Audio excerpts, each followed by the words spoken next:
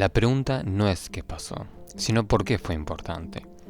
Todos sabemos que el 25 de mayo de 1810 se formó la primera junta, pero eso no explica por qué este evento terminó siendo considerado una revolución. Porque cambiar un gobierno no siempre significa cambiar un sistema. Entonces, ¿qué fue exactamente lo revolucionario del 25 de mayo? Para entenderlo, primero tenemos que mirar cómo se entendía el poder político antes de 1810. Durante siglos, las monarquías europeas se basaban en una idea muy concreta. El rey gobernaba por voluntad divina. La autoridad política no provenía de la población, sino de Dios.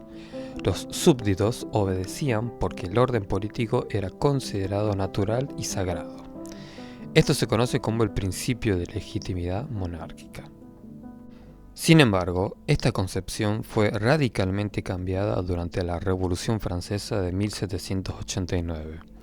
Desde la Ilustración, distintos filósofos comenzaron a cuestionar la idea de que la autoridad proviniera exclusivamente de Dios. Pensadores como John Locke o Rousseau desarrollaron otra idea. El poder no pertenece naturalmente al rey. El poder surge de la sociedad, de la voluntad de los individuos, del contrato social. Según esta visión, la soberanía no era divina, sino que provenía del pueblo. Durante la formación y expansión del Imperio Napoleónico, España fue invadida en 1808 y el rey Fernando VII fue capturado. Entonces apareció una cuestión incómoda para el virreinato del Río de la Plata. Si no hay rey, ¿quién tiene el poder?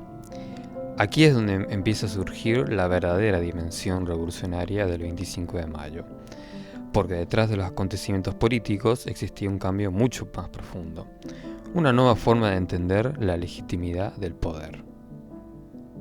Cuando el rey desapareció del centro del sistema político, muchos comenzaron a sostener que la soberanía regresaba al pueblo, es decir, si el monarca ya no podía gobernar legítimamente, entonces la autoridad regresaba a la comunidad. Eso fue exactamente lo que justificó la formación de la primera junta. Pero el problema ya no era solamente quién gobernaba, sino determinar de dónde provenía el derecho a gobernar. Aquí es cuando surgieron las diferencias entre Mariano Moreno y Cornelio Saavedra. La postura de Moreno era establecer un Congreso constituyente para fundamentar el derecho a la emancipación, siguiendo los conceptos de soberanía popular y contrato social establecidos por Rousseau.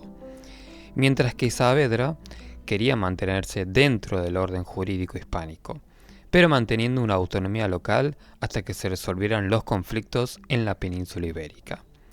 Sería la postura saavedrista la que se terminaría imponiendo mediante la formación de la primera junta, mientras que Moreno fallecería en una misión diplomática a Inglaterra. Sin embargo, ya no había vuelta atrás.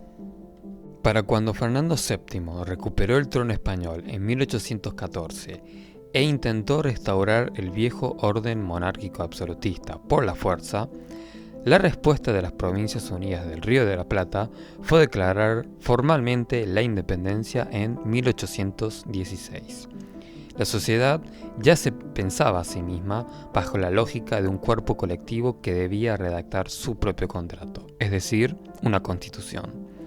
Es por este motivo que se considera el 25 de mayo como una revolución. No necesariamente porque haya transformado de inmediato toda la estructura social y económica, sino porque alteró el concepto mismo de la legitimidad política que se tenía hasta ese entonces. Lo revolucionario no fue únicamente romper con España, fue comenzar a reemplazar la lógica del súbdito por la lógica del ciudadano, porque significaba que el poder podía ser discutido, representado y legitimado por la sociedad, y no cederle el poder absoluto a un solo gobernante. Después de 1810, el poder político debía justificarse mediante la soberanía popular, y eso no solo transformó a las Provincias Unidas del Río de la Plata, sino a toda la política moderna hasta nuestros días. Por eso el 25 de mayo sigue siendo una fecha importante en nuestra historia. No solo porque cambió un gobierno, sino porque cambió una pregunta fundamental. ¿Quién tiene derecho a gobernar? Y esa discusión todavía continúa.